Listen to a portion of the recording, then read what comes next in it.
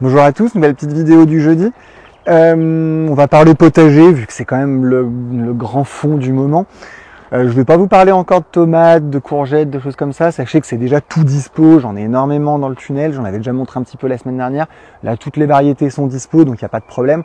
La météo à 15 jours est quand même plutôt intéressante, donc normalement, on peut presque donner le feu vert sur tout ce qui est tomates. Je le fais pas pour des raisons, on va dire, éthiques, j'en sais rien.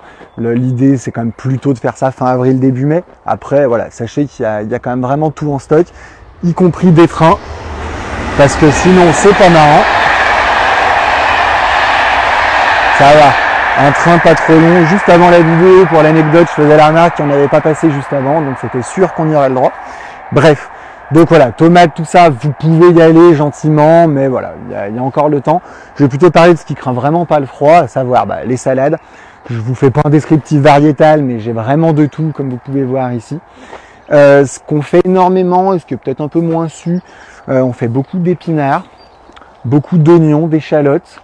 Derrière, vous avez les betteraves, les navets, voilà, plein de variétés d'oignons, oignons jaunes, oignons blancs, oignons rouges, j'allais oublier.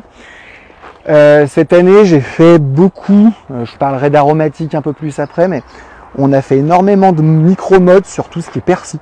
L'intérêt, en fait, c'est que quand vous achetez un pot de persil à 3,50 €, il y a l'équivalent d'à peu près 3 micro-modes comme ça qu'on poussait pendant à peu près un mois chez nous. Et ça vaut 3,50 €. Là, la micro-mode comme ça coûte 20 centimes. Donc je trouve ça vachement intéressant. Du coup, j'ai plutôt renforcé là-dessus. Sachant que, je l'ai pas dit, mais parce que c'est évident pour moi, mais peut-être pas pour tout le monde, tout ce qui est salade, oignons, persil, navets, betteraves, tout ça, vous pouvez détailler à la pièce. C'est 15 centimes pièce sur la salade, 20 centimes sur les oignons, les navets, le persil. Voilà. Donc vraiment beaucoup de choix pour tout ça. On peut y aller sur le chou également. Là, j'ai un rôle ici, un rôle là-bas. J'ai énormément de variétés. On est vraiment à attaquer là-dessus. Et sur la fraise, ça craint pas du tout le froid. On arrive même plutôt à la fin. Et là, ils sont déjà en fleurs. Mais voilà, tout ça, c'est des choses, aucun problème pour y aller dès maintenant. Tout ce qui est aromatique, pas de souci non plus. Bon, la lavande, je la range dans les aromatiques, c'est discutable. J'ai pas mal de variétés sympas. J'ai de l'anis vert, par exemple, des choses que je fais pas trop d'habitude. J'ai de la livèche, ce qu'on appelle aussi le céleri perpétuel, ça peut être sympa. Pas mal de camomille, un peu d'oseille, de la ciboulette. Bon, là, le persil, le fameux persil en gros pot dont je vous parlais, c'est des issues de semis. Donc là, c'est du plus gros pot. Un truc qu'on me demande souvent, c'est l'ail des ours. Ça, on me le demande sans arrêt. Je dois avouer que j'ai aucune idée de à quoi ça sert, parce que c'est un truc de cuisine, et moi, la cuisine, c'est pas du tout mon truc. N'hésitez pas à me dire à quoi ça peut bien servir. Verveine citronnée. Voilà, dans des variétés un peu sympas. Armoise cola. Alors ça va être dur de faire passer l'odeur sur la caméra, mais ça sent le cola.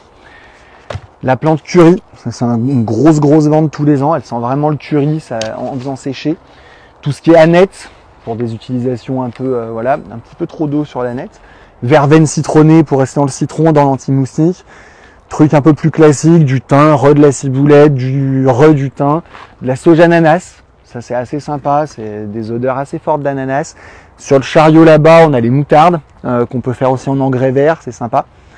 Et puis toutes les menthes. J'ai énormément de variétés de menthes, je sais pas combien j'en ai, peut-être 7, 8, 9.